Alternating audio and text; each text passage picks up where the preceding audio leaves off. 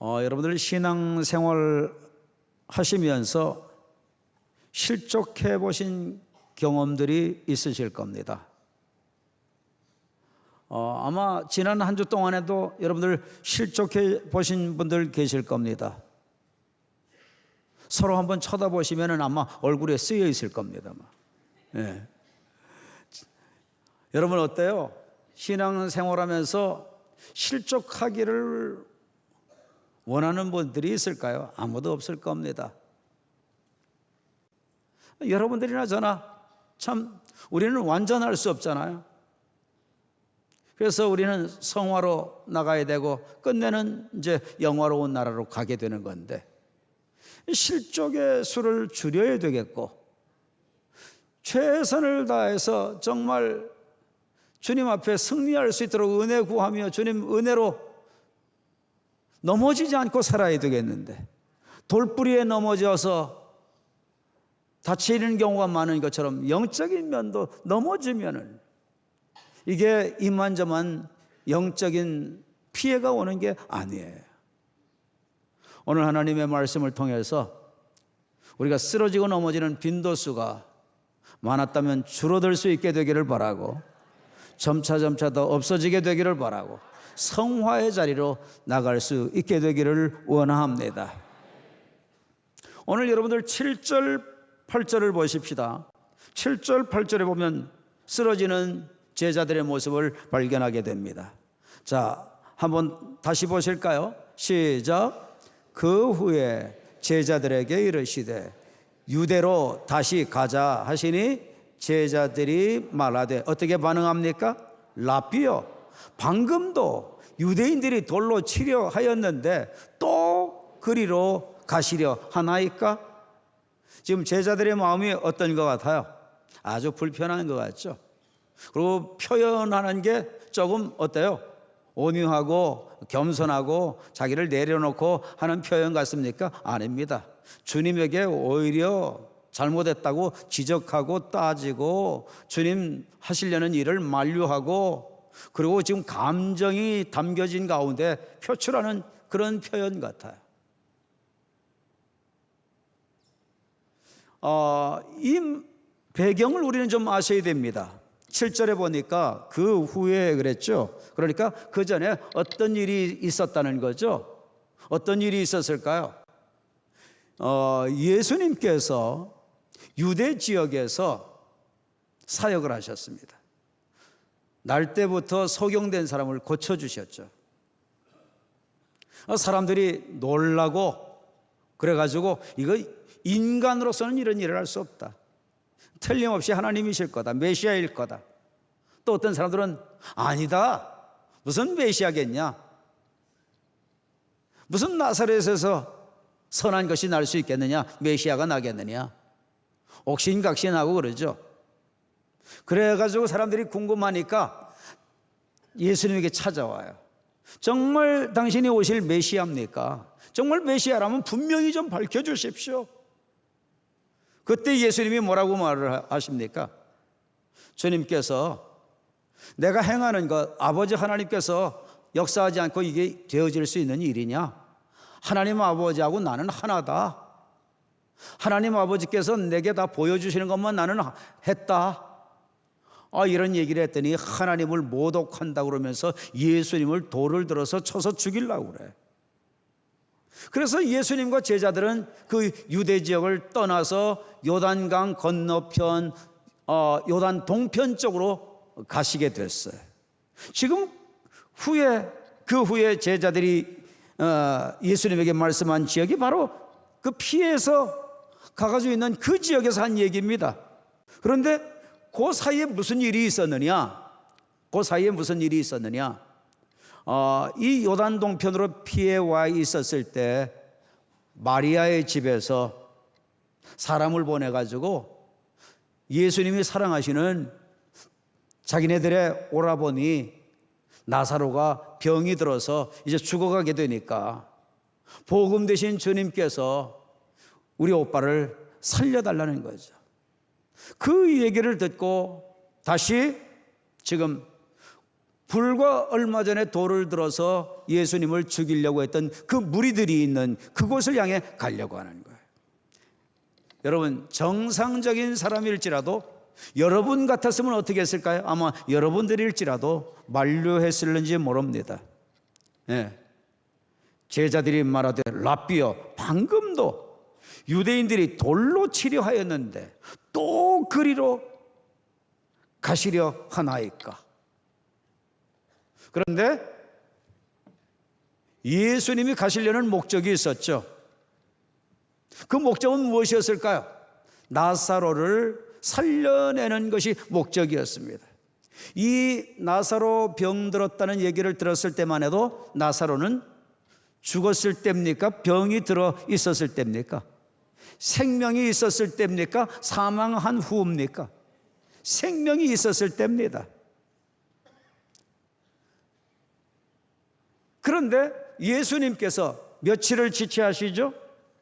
이틀을 더 머문 것처럼 생각되지만 예수님이 베다니 나사로 또한 그 무덤 있는 그곳에 갔을 때는 나사로는 죽은 지 며칠이 됐을 때죠.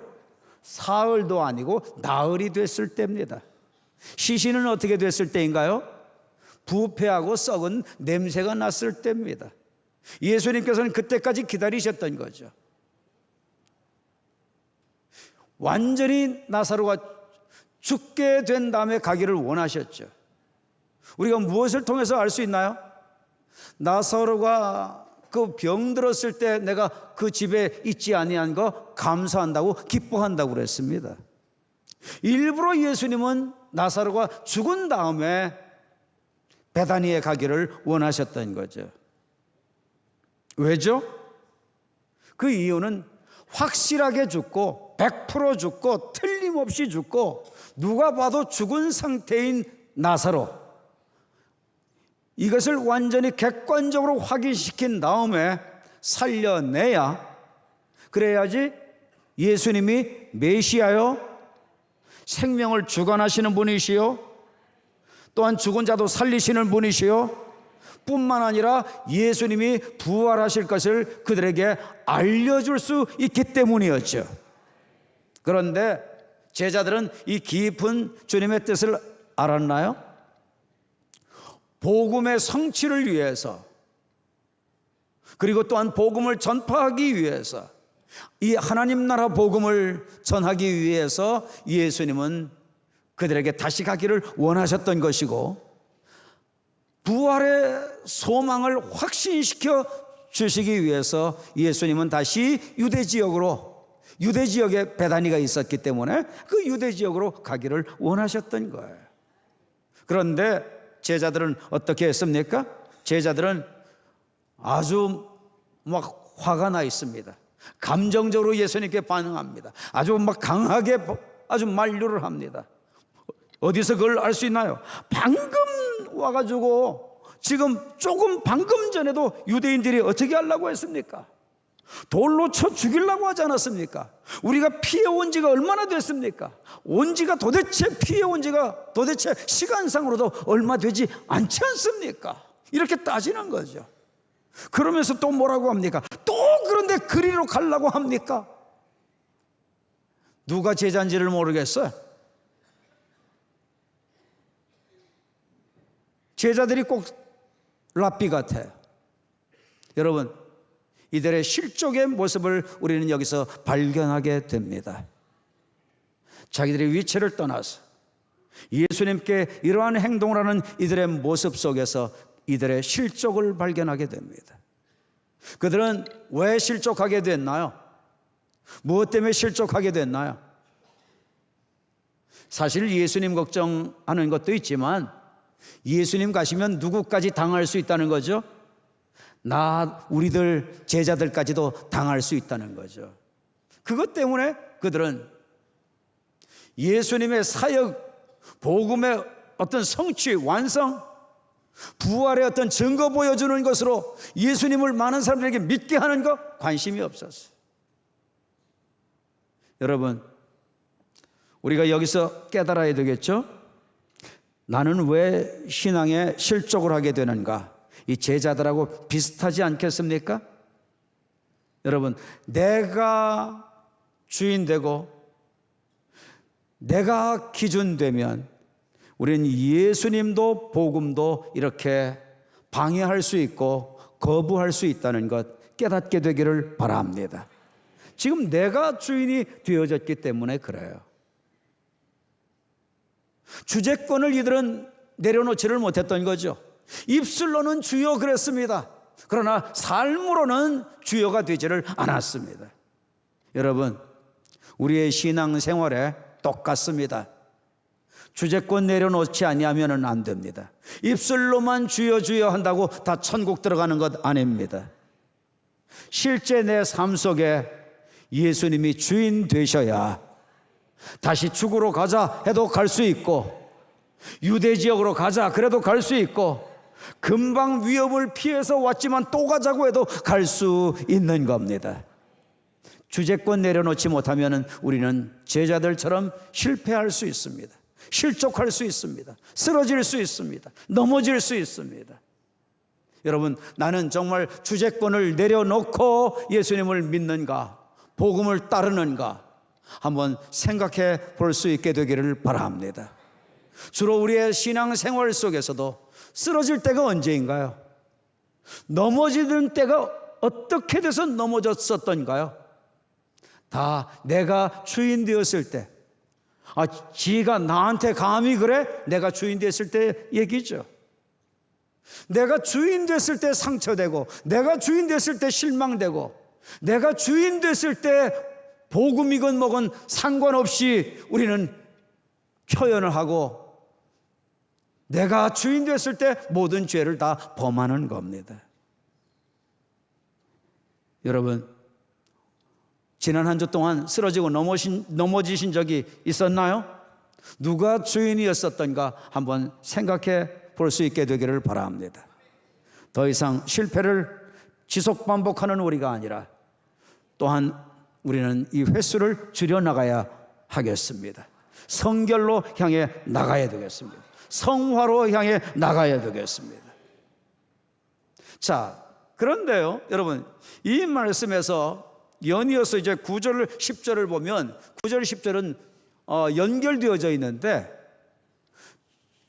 유대 나라로 가면 생명의 위태로움이 있다는 얘기를 듣고 예수님이 하신 반응, 대답인데 9절, 10절은 전혀 그렇게 대답하는 것 같지가 않아요. 한번 읽어보십시오. 아마 여러분들도 공감하실 겁니다. 자, 시작. 예수께서 대답하시되 낮이 12시간이 아니냐.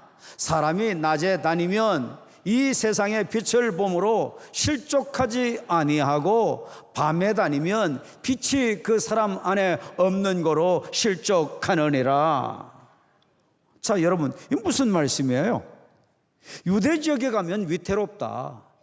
조금 전에도 얼마나 힘든 험악한 상황이 돌발됐느냐. 그런데도 또 가려고 하느냐. 그런데 예수님께서 대답하시되, 어떻게 대답하시죠? 낮이 12시간이 아니냐. 이게 대답이 됩니까? 낮이, 하루의 낮은 12시간이다. 무슨 얘기입니까? 이것을 위대한 그 성서학자 그 칼빈은 뭐라고 얘기하느냐 하면, 이 낮이 12시간이 아니냐, 이 말은 사명을 감당할 시간, 일을 할 수 있는 시간, 복음을 위해서 일을 할 수 있는 그 시간이 아직 남아 있기 때문에 죽지 않는다. 그리고 그들은 나를 죽이는 실수를 하지 않게 된다. 그렇게 그는 풀고 있습니다. 여러분, 낮이 12시간이 아니냐? 이것은 두 가지로 생각을 그러니까 해봐야 되죠. 하나는 시간이 얼마 남지 않았다. 일할 시간이, 사명 감당할 시간이. 그러니까 남은 시간 정말 잘 전략하고 사명을 위해서, 복음을 위해서 집중하고 몰두하는 시간이 돼야 한다. 그런 얘기를 하는 겁니다. 또 하나는 무엇으로 봐야 되느냐? 낮 시간은 밝은 시간이고 빛이 주어지는 시간이니까 어두운 영이 장난할 수 없고, 그래서 넘어지지 않게 되니까, 실족하지 않게 될 테니까 나를 못 죽이게 되고 우리를 못 죽이게 될 거다, 그런 얘기. 자, 먼저 우리 한번 좀 생각해 보십시다.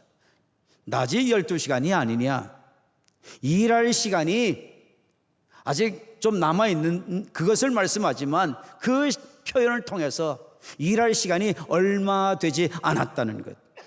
여러분, 한번 나의 남은 날도 한번 계수해 보실 수 있게 되기를 바랍니다. 내가 일할 수 있는 시간은 얼마쯤 남아 있을까요? 내가 주님 나라 가기 전에 이 땅 삶 복음을 더 전하면서 복음 위에서, 사명 위에서 하나님이 나를 이 땅에 내보내신 그 목적대로 살 그 시간이 내게 얼마나 남아 있을까요? 여러분들 한번 계산해 보신 적이 있는지요? 저도 한번 제 자신을 가만히 계산을 해봤어요. 얼마 남지 않았어요. 아마 여러분들도 계산해 보시면 산 것만큼 내 삶 속에서 사라진 거니까, 정한 기간에서 사라지게 된 거니까, 남은 것이, 오는 것은 순서가 있어도 가는 건 순서가 없다. 그러니까 일찍 갈 수도 있고 생각밖에, 보편적인 수명 다 하지 못하고 갈 수도 있고, 보편적인 수명을 내가 산다고 할지라도 여러분, 내가 얼마쯤 복음을 위해서 일할 시간이 남아 있을까요? 오늘 2부 예배 때 말이죠, 물어봤더니 어떤 분은 뭐 한 30년은 남았을 거라고, 그런 60대 분도 계셨고요, 어떤 분은 80대 되신 분인데 한 10년 남았다는 분들도 계셨고요. 그런 거 보니까 대부분 사람들이 한 90은 산다, 이렇게 생각하시는 것 같아요. 그런데요, 마음대로 되는 게 아닙니다. 여러분, 90 산다고 할지라도 여러분 한번 생각해 보십시오. 성경에는 우리가 살아나가는 일생의 삶을 어떻게 표현합니까? 유수와 같이 흘러간다. 물이 흘러가는 거지. 화살과 같이 지나간다. 얼마나 일생이 한순간에 지나가면 화살처럼 지나간다 그러죠. 그리고 또 어떻게 표현합니까? 밤의 한 점에 불과하다. 그리고 또 어떻게 표현합니까? 풀의 꽃과 같다. 그리고 또 어떻게 표현합니까? 잠시 있다 없어지는 안개와 같다. 이렇게들 표현하죠. 모든 공통분모는 우리 인생은 순식간에 다 찰나적으로 지나간다는 거죠.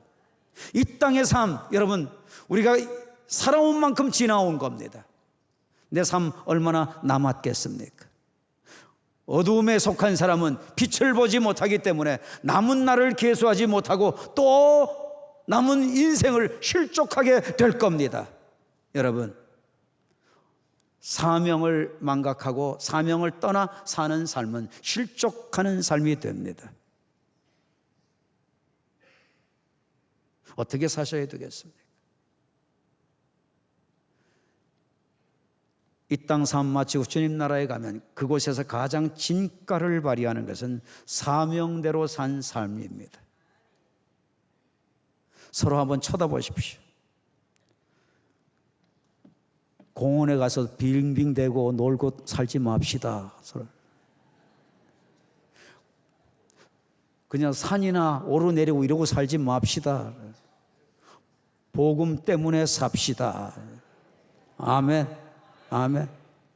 무엇 때문에 살아야 될까요? 복음 때문에 살아야 될 줄 믿습니다. 안 그러면 실족합니다. 주님이 맡겨주신 그 목적 때문에 살아야 되는 겁니다. 저는 그 공원들 이렇게 지나가다 보면은 그 벤치에 앉아 있고 그 누워 있고 뭐 장기 뜨고 이런 분들 보면 왜 그렇게 참 안타까운 마음이 드는지 모르겠어요. 교회들마다 복음 전하러 갈 때 대상 지역이 그 공원이잖아요.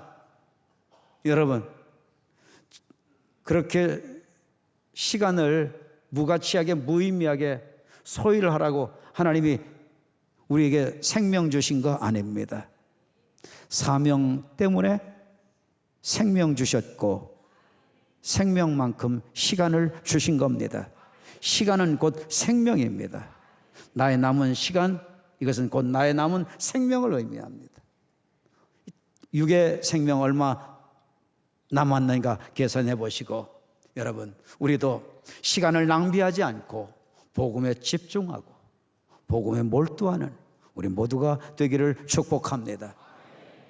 실족하면 안 됩니다. 자, 여러분 11절 보십시오. 11절. 자, 시작. 이 말씀을 하신 후에 또 이르시되 우리 친구 나사로가 잠들었도다. 그러나 내가 깨우러 가노라.